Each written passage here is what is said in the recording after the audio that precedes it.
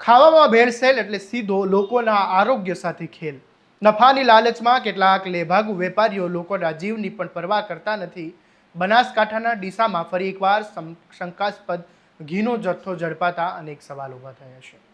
અહીંયા સૌથી મોટો સવાલ એ છે કે જો પોલીસ દરોડા પાડી શકે તો પછી ફૂડ અને ડ્રગ્સ વિભાગ આટલા સમય સુધી ક્યાં હશે, તેને કેમ કંઈ દેખાતું નથી? આ બધા જ સવાલો થઈ રહ્યા છે. શું છે સમગ્ર મામલો, આવો વિગતે વાત કરીએ આ અહેવાલમાં.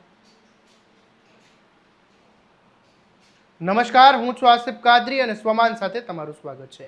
બનાસકાંઠા જિલ્લાના ડીસા શહેરના કાપડીવાસ વિસ્તારમાં જિલ્લાની એસઓજી પોલીસે કડક કાર્યવાહી કરીને શંકાસ્પદ ઘીનો જથ્થો ઝડપી પાડ્યો છે.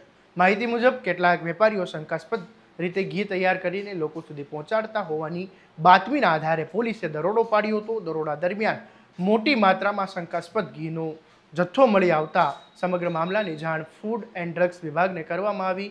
આ મામલે દક્ષિણ પોલીસ સ્ટેશનમાં ફરિયાદ પણ નોંધવામાં આવી છે અને હવે ઘીના સેમ્પલની તપાસ મોકલવાની જે કાર્યવાહી છે તેની હાથ ધરાઈ રહી છે. પરંતુ આ ઘટના એક વખત ફરી જિલ્લાના ફૂડ અને ડ્રગ્સ વિભાગની કામગીરી સામે ગંભીર સવાલો ઊભા કરે છે. કારણ કે ડીસામાં અગાઉ પણ શંકાસ્પદ ખાદ્ય ચીજ વસ્તુઓ ઝડપાઈ ચૂકી છે. તેમ છતાં આવા ધંધાઓ ફરી કેવી રીતે શરૂ થઈ જાય છે?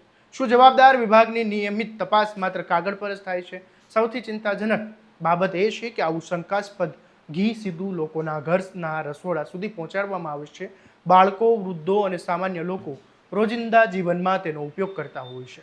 જો આવા ખાદ્ય પદાર્થો આરોગ્ય માટે હાનિકારક સાબિત થાય તો તેની જવાબદારી કોણ લેશે? હાલ જિલ્લા એસઓજી પોલીસે સમગ્ર મામલે વધુ તપાસ ચલાવી છે અને આ ઘી ક્યાં તૈયાર થતું હતું, ક્યાં ક્યાં સપ્લાય થતું હતું અને આ સમગ્ર રેકેટમાં બીજા કેટલા લોકો સંડોવાયેલા છે તે દિશામાં પણ તપાસ ચાલી રહી છે.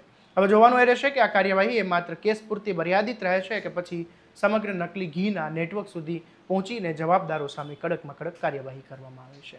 આવા દરેક અપડેટ માટે તમારા સ્વવાનને ફોલો અને સબસ્ક્રાઇબ કરી દેજો અને આ વિડીયોને વધુમાં વધુ શેર કરવાનું ભૂલતા નહીં. નમસ્કાર.